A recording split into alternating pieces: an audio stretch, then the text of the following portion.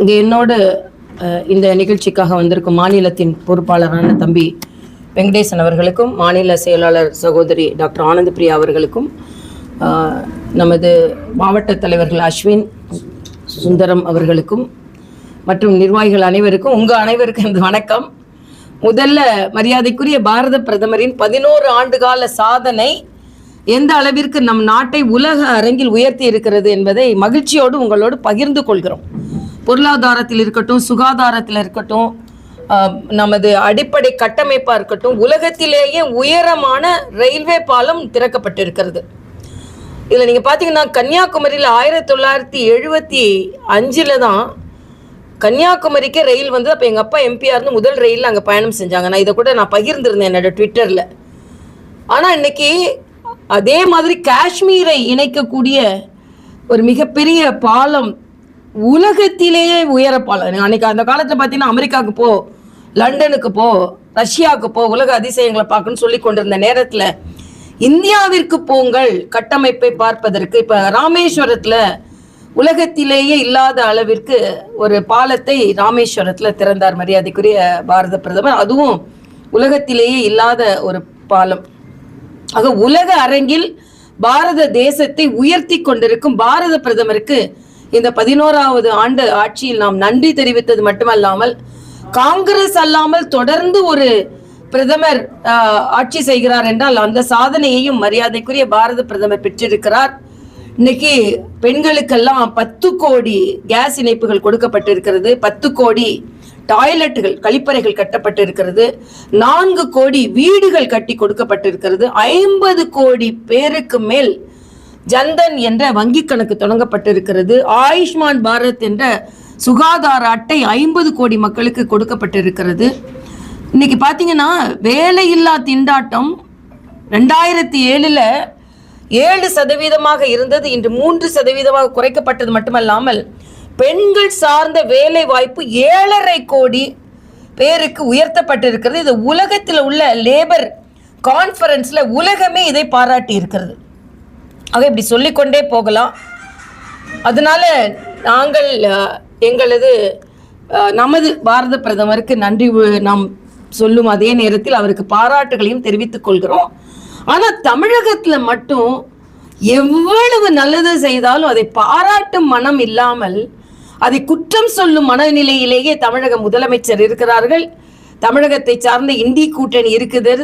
ஆனால் அதை பற்றி நாங்கள் கவலைப்படவில்லை. என்றால் மக்கள் இன்று அந்த சாதனைகளை உணர்ந்திருக்கிறார்கள்.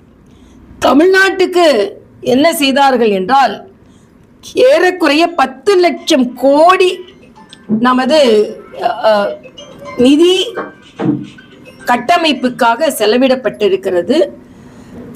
இன்னும் சொல்ல போனால் தமிழின் அடையாளமான செங்கோல் எல்லா மாநில பாராளுமன்ற உறுப்பினர்களும் வருகின்ற பாராளுமன்றத்தில், எல்லா மொழியையும் பேசுகின்ற பாராளுமன்ற உறுப்பினர்கள் வருகின்ற பாராளுமன்றத்தில் தமிழின் அடையாளமான செங்கோல் தான் இங்கே வைக்கப்பட்டிருக்கிறது. இதை ஏன் நான் இங்கே முதலிலே பதிவு செய்கிறேன்னா, தமிழுக்கு எப்பொழுதெல்லாம் மகுடம் சூட்ட முடியுமோ அப்பொழுதெல்லாம் பிரதமர் மகுடம் சூட்டி இருக்கிறார்கள். ஆனால் இந்த கீழடி ஒன்றை வைத்துக்கொண்டு ஏதோ அதன் தொன்மையை மறைப்பதற்கு பாஜக அரசு முயற்சி செய்வதை போல ஒரு பொய்யான குற்றச்சாட்டை இவர்கள், அது கம்யூனிஸ்டாக இருக்கட்டும், காங்கிரஸாக இருக்கட்டும், திமுகவாக இருக்கட்டும், சொல்லி வருகிறார்கள். எனக்கு வன்மையான கண்டனத்தை நான் தெரிவித்துக் கொள்கிறேன்.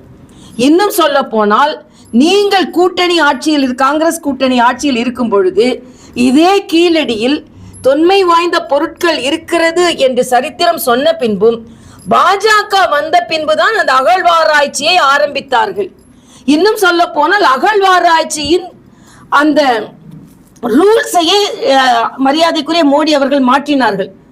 உலக அரங்கில் நமது அகழ்வாராய்ச்சிகள் தெரியணும் என்றதுக்காகவும், ரீஜனல் அகழ்வாராய்ச்சிகளுக்கு முக்கியத்துவம் கொடுக்கணும் என்ற முதல் கொள்கை வடிவமைப்பு பாஜக அரசு வந்த பின் தான் வந்தது. 66 கோடி ரூபாய் ஒதுக்கப்பட்டிருக்கிறது. ஒரு அதிகாரி மாற்றப்பட்டார்னு உடனே கீழடிக்காக மாற்றப்பட்டார்னு ஒரு பொய் பிரச்சாரத்தை செஞ்சாங்க. அந்த நேரத்தில் 26 அதிகாரிகள் மாற்றப்பட்டார்கள், அந்த அதிகாரி மட்டும் மாற்றப்படல. அதே மாதிரி இதுல எக்ஸிபிஷன் வைக்கிறதுக்கு என்று மத்திய அரசு 60 கோடி ரூபாய் மொத்தம் ஒதுக்கி இருக்கிறாங்க. அதுல குறிப்பான தொகை 40 கோடி என்று நினைக்கிறேன். அது அந்த வந்து பொருட்காட்சிக்காகவும் ஒதுக்கப்பட்டிருக்கிறது. ஆக மத்திய அரசு தான் கீழடியில் உள்ள தொன்மையான ஒரு பகுதியை உலக அரங்கிற்கு எடுத்து சென்றதற்கு மத்திய அரசு காரணம். நான் இதே திமுக கேட்கிறேன், நீங்கள் தமிழின் தொன்மையை உலக அரங்கில் வெளிப்படுத்துவதற்கு எத்தனை அகழ்வாராய்ச்சிகளை மேற்கொண்டீர்கள்? ஆக எல்லாமே நீங்கள் ஆட்சியில் இருக்கும்பொழுது எதையுமே செய்யாமல் ஒரு 10-15 அகழ்வாராய்ச்சிகள் நடந்து கொண்டிருந்தது. ஆனா அது எதுவுமே தீவிரமாக உலக அரங்கில் தொன்மையை முழுவதுமாக பறைசாற்றுவதாக நீங்கள் எடுத்து செல்லவில்லை. அதனால் இன்னைக்கு கூட கீழடியில் அதிகாரப்பூர்வமாக ஒரு தகவல் வந்த பின்பு, அறிக்கை வந்த பின்பு அதில் அறிவிப்பதில் எந்தவித மாற்று கருத்தும் இல்லை. தாமதம்னு சொல்றீங்க. நான் கேட்கிறேன், வேங்கை வயல் எவ்வளவு நாளுங்க ஆச்சு? 2 வருடமா உங்களால நலமாக தண்ணீர் குடிக்க மக்கள் மலமாக தண்ணீர் குடித்துக் கொண்டிருந்தார்கள். இதை கண்டுபிடிக்கல. ஜெயக்குமாரின் கொலை, இவங்க கூட்டணி கட்சி காங்கிரசுக்கு வெட்கமாக இல்லையா என்று கேட்கிறேன். தங்கள் சொந்த கட்சியின் மாவட்ட தலைவர், திருநெல்வேலி மாவட்ட தலைவர் கொலையுண்டு இருக்கிறார். என்னைக்காவது ஒரு நாள் அந்த கொலையாளியை கண்டுபிடிங்கன்னு தமிழக அரசிற்கு கோரிக்கை வைத்திருக்கிறார்கள். இதெல்லாம் தாமதம் இல்லையா? ஆக இது அதிகாரப்பூர்வமாக இதன் தகவல்களுக்காகத்தான் காத்திருக்கிறோமே தவிர வருங்காலத்தில் யாரும் கேள்வி கேட்கக்கூடாது. எந்த அதிகாரத்தின் அடிப்படையில் இந்த அறிவிப்பு வந்ததுன்னு கேள்வி கேட்டுவிடக் கூடாது என்பதற்காக அதிகாரப்பூர்வமான அறிவிப்பு முடிவுகள், அறிவியல் முடிவுகள் வந்தவுடன் இது அறிவிக்கப்படும். எந்த விதத்திலும் இதன் தொன்மை இது நாங்க இப்படி சொன்னா ரொம்ப பெருமையா இருக்கு. அதுவும் குறிப்பா எனக்கு வந்து நான் இந்த 200 தம்பிங்களை பார்த்தா எனக்கு ரொம்ப பெருமையா இருக்கு. தமிழின் தொன்மையை நாங்கள் அறிந்திருக்கிறோம். நான் அடிக்கடி சொல்வேன், தமிழ் எனது பெயரில் மட்டுமல்ல உயிரிலும் இருக்கிறது. ஆக இதை அறிவிக்கும் போது இது அறிவியல் பூர்வமான தகவல் வரட்டும், அதை நாங்கள் அறிவிக்கிறோம் என்று மரியாதைக்குரிய ஷெகாவத் அவர்கள் அமைச்சர் சொல்லும் போது பக்கத்தில் இருந்து அது சரி என்று தான் நாங்கள் சொன்னோம். ஆனா அதுக்கு நீங்க அதுக்கு பக்கத்துல இருக்கிறீங்களே, உங்களுக்கு அறிவு இருக்கா? நீ குள்ள நெறி, அந்த நெறி, இந்த நெறி, தமிழ்ல ரொம்ப பெருமையான வார்த்தைகளை ட்விட்டர்ல பயன்படுத்திங்கிறப்பா. தமிழுக்கு பெருமை சேர்க்கிறோம் கீழடியிலன்னு சொல்லிக்கிட்டு எந்த உள்ளடியும் இல்லாத கீழடியில கீழ்த்தரமான வார்த்தைகளை பயன்படுத்தி உங்களுக்கு மட்டும்தான் தமிழ்ல ஆர்வம் இருக்கணும், இதைத்தான் நீங்கள் தமிழை கொச்சைப்படுத்தி கொண்டிருக்கிறீர்கள், நாங்கள்லாம் தமிழுக்கு மகுடம் சுட்டுக் கொண்டிருக்கிறோம் என்பதை மறுபடியும் சொல்லிக் கொள்கிறேன். இந்த கீழடியை வைத்து அரசியல் செய்ய வேண்டாம். நீங்க அதை வைத்துதான் நீங்கள் தமிழ் ஆர்வலர்கள் தமிழுக்கு நீங்கள் தொண்டு செய்வீர்கள். இல்லை, நாங்கள் அதற்கு மேலே தொண்டு செய்து கொண்டிருக்கிறோம் என்பதையும் நான் இங்கே தெரிவித்துக் கொள்கிறேன். இன்னொன்று, அரசாணைகளில் ஸ்டாலின் அவர்களின் திராவிட மாடல் அரசு இந்து ஜாதிக்கு முன்னால் இந்து என்ற பெயரை நீக்குகிறார்கள் என்ற செய்தி வந்திருக்கிறது. சாதி உணர்வில் இருக்கக்கூடாது, துவேஷத்தில் இருக்கக்கூடாது, வேற்றுமையில் இருக்கக்கூடாது. ஆனால் அதுதான் வழிமுறை என்றால், அரசாங்க வழிமுறையில் அதுதான் அடையாளம் என்றால், அதை பதிவு செய்வதற்கு இந்து அப்புறம் ஜாதின்னு பதிவு செய்வதற்கு அதுதான் வழிமுறையில் இருக்கிறது என்றால், அந்த வேண்டும் என்று அந்த இந்து என்ற வார்த்தை மட்டும் எடுப்பதற்கு என்ன காரணம்? இதிலிருந்தே நீங்கள் இந்து என்ற வார்த்தைக்கே உங்களுக்கு ஒத்துக்கொள்ள மறுக்கிறது என்பதை நீங்கள் வெளிப்படுத்துகிறீர்கள். இந்து என்றால் நீங்கள் எந்த வாழ்த்தும் சொல்ல மாட்டீங்க, இந்து என்றால் எந்த விதத்திலும் அந்த கலாச்சாரத்தை பாராட்ட மறுக்கிறீர்கள். ஆனால் சாதி ஒழிய வேண்டும் என்பதில் யாருக்கு மாற்று கருத்து இல்லை. எந்த வேற்றுமையும் சாதியில் இருக்கக்கூடாது. ஆனால் அரசியலமைப்பு சட்டத்தின்படி இந்தந்தவர்களுக்கு என்று இடஒதுக்கீடு அதன் அடிப்படையில் தான் வரும் என்று வரும் பொழுது, அப்போ இடஒதுக்கீடு எந்த இடர்பட வாய்ப்பு இருக்கிறது என்பதையும் நான் தெரிவித்துக் கொள்கிறேன்.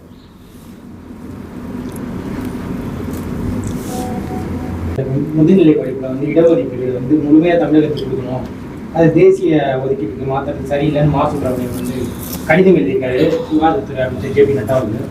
இல்ல, தமிழகத்திற்கு எது அதிகமா வந்தாலும் அது நானும் வரவேற்கிறேன், அதுல எனக்கு மாற்று கருத்து இல்லை. ஆனா தமிழக மாணவர்கள் மற்ற மாநிலங்களுக்கும் படிக்கின்ற வாய்ப்பை பெறுகிறார்கள் என்பதை நாம மறுத்துவிடக் கூடாது என்பதுதான். அது மட்டுமல்ல, இன்னைக்கு தமிழகத்துல பல மருத்துவக் கல்லூரிகளில் ஆசிரியர் பெருமக்கள் குறைவாக இருக்கிறார்கள் என்பதும், மருத்துவர்களை அதிகமாக பணியாற்ற சொல்லுகிறார்கள், லீவே எடுக்காம பணியாற்ற சொல்கிறார்கள் போன்ற பிரச்சனைகளையும் மாசு அவர்கள் பார்த்தால் நல்லது என்பது எனது கருத்து.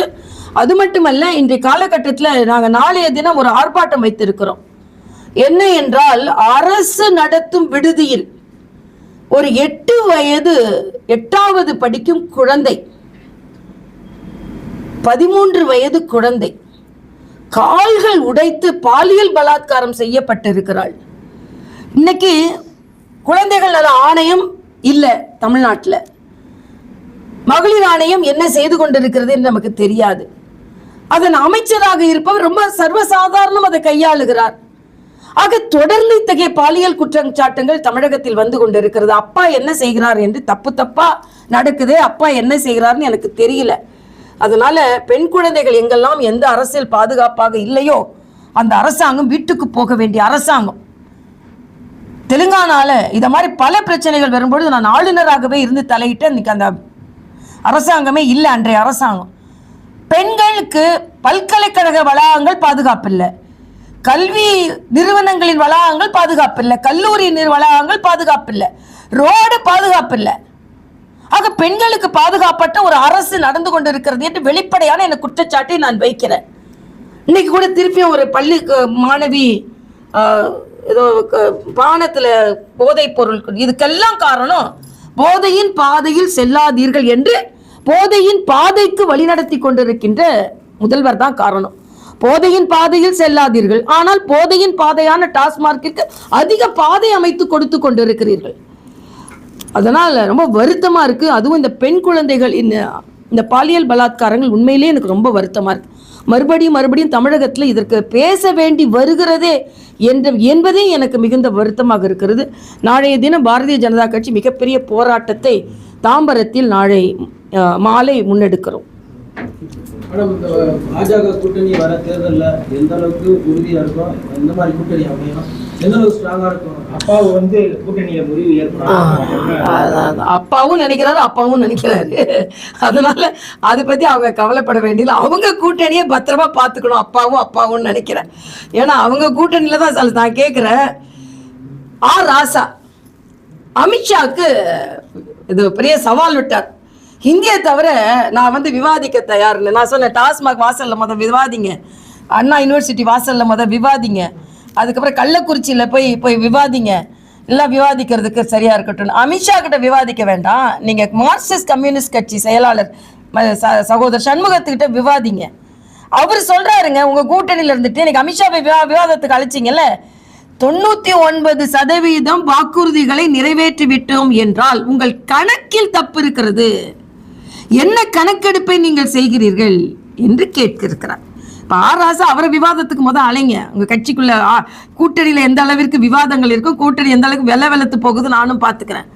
அண்ணன் திருமாவளவன் மறுபடியும் சொல்றாரு, என்ன கொடியேற்ற முடியல, வேங்கை வயல்ல இன்னும் தீர்ப்பு கிடைக்கல. ஆனாலும் அதாவது மதவாத பாஜக வந்துடக்கூடாது அண்ணன் திருமாவளவன் சொல்றாரு. அதுக்காக இடத்தை குறைச்சாலும் அவரு ஒட்டிக்கிட்டு இருப்பாராம். இதுல அவங்க கட்சிக்கு தான் கவலை. இது இடத்தை குறைச்சா கூட, இடம் நிறைய வேணுமா, ஆனா இடத்தை குறைச்சா கூட இவங்க ஒட்டிட்டு இருப்பாங்களா அந்த கூட்டணியில. இதுதான் உண்மையான கூட்டணியா, இதுதான் தன்மான கூட்டணியா நான் கேட்கிறேன். அப்ப யார் அடிமை கூட்டணியா இருக்க? பாஜக கட்சி அடிமை கூட்டணி யார் அடிமை கூட்டணி என்று நான் கேட்கிறேன். உங்கள் கூட்டணி தான் அடிமை கூட்டணி.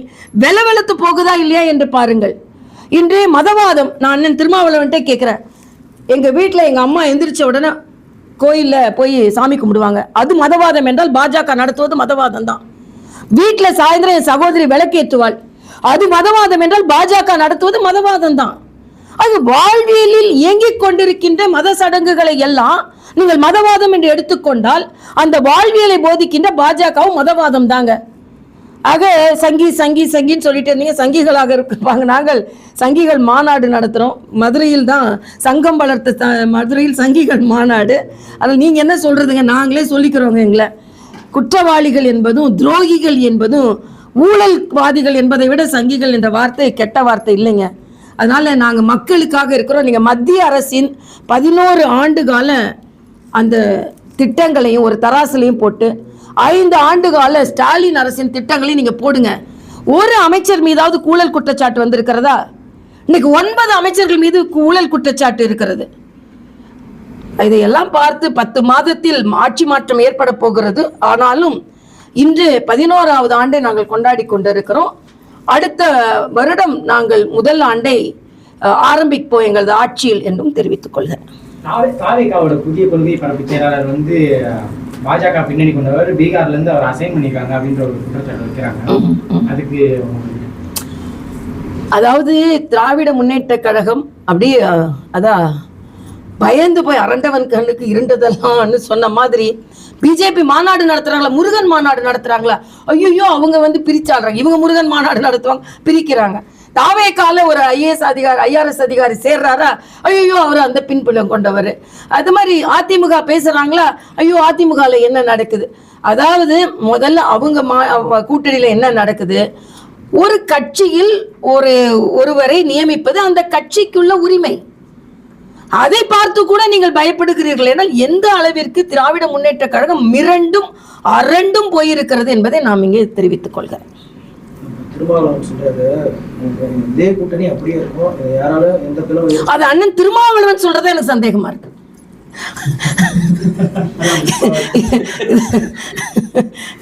அதாவது அவங்க தொண்டர்கள் கொடி பிடிக்க முடியலன்னு சொல்றாங்க, அப்ப தொண்டர்களுக்கு மரியாதை கொடுக்கலையா நீங்க? அதே மாதிரி வேங்கை வயல்ல அவரை வந்து பின்பற்றுகின்ற, அவரை தலைவராக நினைக்கின்ற சமுதாய மக்கள் பாதிக்கப்பட்டிருந்தார்கள், அவர்களுக்கு நியாயம் கிடைக்கல, அதை பத்தி எனக்கு கவலை இல்லை. கொடியேற்ற விடலாம்னு கவலை இல்லை, எனக்கு மரியாதை கொடுக்கலாம்னு கவலை இல்லை. ஆனா நாங்க ஒட்டி கொண்டே இருப்போம் என்றால் அது அண்ணன் திருமாவளவன் என்ன சொல்ல போனா வெளியே வர்றதுக்கு முதல் ஆளா திருமாவளவன் தான் இருப்பாரு. அவர் தான் திருப்பி திருப்பி சொல்லி கொண்டு இருப்பதுதான் எங்களுக்கு ஆச்சரியமாக இருக்கிறது. யாரு சொல்றாரு, ரொம்ப அடிக்கடி சொல்றாருன்னா அவருக்கே சந்தேகம் வந்துருச்சு போல, இருக்கமா அதை சொல்லி வச்சிருவோம். ஏன்னா அவங்க தொண்டர்களே அதை விரும்பவில்லை. என்னை கேட்டால் அண்ணன் திருமாவளவன் அவர்களின் தொண்டர்களே திராவிட முன்னேற்ற கழகம் எனக்கு கேட்கிறேன், அதிக இடங்களை கேட்போம் என்று எல்லோரும் சொல்றாங்க, எத்தனை இடங்களை அவர்கள் கொடுப்பாங்கன்னு தெரியாது, அவர்களின் மரியாதை குறைக்கப்பட்டு கொண்டு இருக்கிறதே, அப்புறம் என்ன? அதனால அண்ணன் திருமாவளவன் தான் முடிவு செய்யணும். நான் அதுக்கு சொல்றேன், சரியான நபர் நான் கிடையாது. கூட்டணி பற்றி பேச்சுவார்த்தையெல்லாம் எங்களுக்கு டெல்லியில தான் நடக்கும். ஏன்னா எங்களுக்கு வந்து தலைமையகம்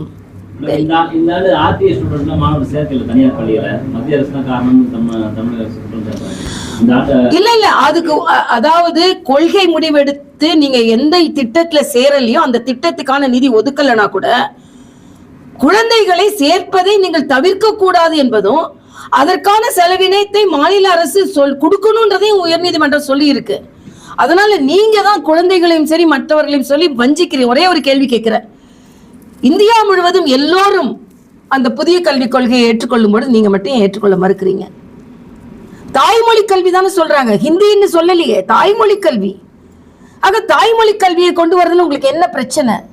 அப்ப வேண்டும் என்றே அரசியலாக்கணும், எதுனாலும் கீழடினாலும் அரசியலாக்கணும், புதிய கல்விக் கொள்கையினாலும் அரசியலாக்கணும். நான் கேட்கிறேன், இங்க பெண்கள் துன்பப்பட்டு கொண்டிருக்கிறார்கள், ரேஷன் கடையில பல பொருட்கள் கிடைக்க மறுக்கிறது, பாதுகாப்பு இல்ல, சட்டம் ஒழுங்கு கேள்விக்குறியாக இருக்குது. ஆனா எப்ப பார்த்தாலும் நீங்க வந்து டீலிமிட்டேஷன் பத்தி பேசுவீங்க, மொழியை பத்தி பேசுவீங்க, பாராளுமன்ற இடங்கள் குறைக்கப்படாதுன்னு சொன்னப்பறம் குறைக்கப்படும் நீங்க சொல்லி கொண்டிருப்பீங்க.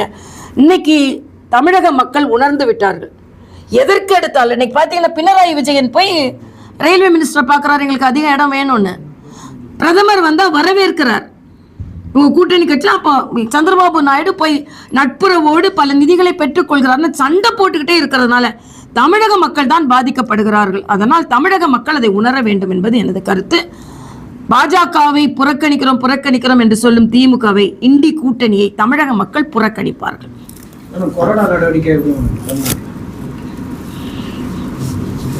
கொரோனா நடவடிக்கை சரியாக இருக்க வேண்டும்.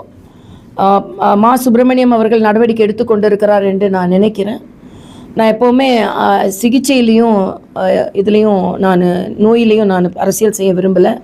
மருத்துவர் என்ற முறையில் நான் வந்து பாண்டிச்சேரியில் நான் தனியாகவே அதை மேனேஜ் பண்ணேன், அப்போ கவர்மெண்ட் இல்லாத போது. அதனால் சரியாக நிர்வகிப்பார்கள் என்ற நம்பிக்கை எனக்கு இருக்கிறது. பொதுமக்களும் பொது இடங்களில் கொஞ்சம் அதிகம் கூட்டம் இடங்களில் நம்ம மாஸ்க் போட்டுக்கிறது, சாப்பிட்றதுக்கு முன்னால் இதான் ஸ்நாக்ஸ் எது சாப்பிட்றதுனாலையும் கை கழுவுறது, அது மாதிரி பழக்கங்களை நாமளும் மேற்கொள்ள வேண்டும் என்று நான் கேட்டுக்கிறேன். குழந்தைங்களாம் ஸ்கூல்லேருந்து வந்த பிறகு கை கழுவிட்டு தான் சாப்பிடணும். மேடம், பாஜக தன்னுடைய கூட்டணியில் இணையமா தந்தை மகனுக்கு ஒரு பனிப்போராக போயின்னு இருக்கு. தந்தை மகனுக்கு பனிப்போர் இல்லை, பனிப்போர். எந்த யார் அதிக பணி செய்வதுன்றதுல தான் அதனால் அது உட்கட்சி பிரச்சனை, அவங்க எல்லாம் சரியாக வரட்டும். இப்போ வரைக்கும் அவங்க இப்போ நாங்கள் தேர்தலை பாமகவோட தானே சந்தித்தோம், அதனால் எங்கள் கூட தானே இருக்கிறாங்க இப்போ வரைக்கும். திமுக கூட்டணியில் ஒரு கட்சி வந்து பாஜக கூட பேச்சுவார்த்தையில் இருக்குன்னு சொல்லிட்டு பாஜக சார்பாக சொல்கிறாங்க. அது எந்த கட்சின்னு சொல்லுங்கள். எங்கள் தலைவர் சொன்ன மாதிரி இப்போ சொல்ல முடியாது. அது உங்களுக்கே தெரியும், கொஞ்சம் கொஞ்சம் காலம் வர வர அது தெரிய ஆரம்பித்து விடும். கட்டாயம் வரும். ஒரு கட்சியில் பல கட்சிகள் வரும். தேர்தல் ஆணையத்தை தேர்தல் பணியெல்லாம் ஆரம்பிச்சிட்டாங்க. தேர்தல் ஆணையம் தேர்தல் பணியெல்லாம் ஆரம்பிச்சிட்டாங்க. ஆமாம், தேர்தல் பணி ஆரம்பிக்க 10 மாதம் தானே இருக்கு, ஆரம்பிக்க வேண்டியது தானே. இப்போ மத்திய அரசின் திட்டங்கள் வந்து நிறைய மக்களுக்கு தெரியாததுனால நிறைய திட்டங்கள் வந்து செயல்படாம அதில் நிறைய ஊழல் அதிகமாக. நிறைய திட்டங்கள் இப்போ பிரதமர் வீடு கட்டும் திட்டத்தில் நிறைய பேர் வீடு கட்டுறாங்களா இல்லையான்னு கூட தெரியல. அதுக்கான வழிமுறைகள் வந்து நீங்கள் கொஞ்சம் எளிமையாக்குனா. இல்லை, வழிமுறைகள் எளிமையாக்கணும் இல்லை. அதாவது எந்த பிரதமரின் திட்டமாக இருந்தாலும் அது மத்திய மாநில அரசுகளின் இணைந்த திட்டம் தான். இப்போ பாண்டிச்சேரி போன்ற இடங்களெல்லாம் அது மிக தெளிவாக பயன்படுத்தப்படுகிறது. ஏனென்றால் அதில் வந்து என்டிஏ கவர்மெண்ட் நீங்கள் வேணும்னே எதிர்கட்சிகள் ஆளுகின்ற கூட்டணியில கூட சரியாக திட்டங்கள் எடுத்து செல்லப்படுகிறது. ஆனா தமிழ்நாட்டில் மட்டும் எந்த விதத்தில் இப்ப ஸ்மார்ட் சிட்டி நம்ம பார்க்கிறோம், சென்னை மேம்படுத்தப்பட்டிருக்கிறது. இதுல பெரும்பான்மையான பணம் வந்து மத்திய அரசின் திட்டம் தான். அதனால நீங்க சொல்றதை நாங்கள் ஒரு பாடமாக எடுத்துக்கொண்டு இன்னும் அது எந்த அளவுக்கு மக்களை சென்று அடைய முடியும்னு பாக்குறோம்.